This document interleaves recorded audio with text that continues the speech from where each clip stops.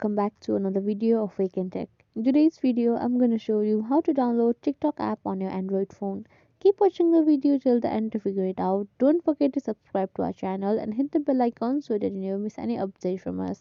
So let's get started. Firstly, open up your Play Store app, and once the main tab is open, click on the search bar at the top of the screen and then write in TikTok. Once you are done, click on the search button at the bottom right corner of the screen. As you can see, the TikTok app is available to be downloaded. Click on the install button and now all you have to do is wait.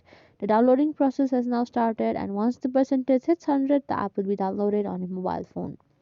Once the open button turns green, tap on it and it will directly take you to the app. As you can see, the app has now been successfully downloaded. That's how it's done. I hope that you found this video helpful, and if you did, give us a thumbs up and leave a comment for any kind of questions and feedbacks. We will soon be back with more videos. Stay connected and goodbye till then.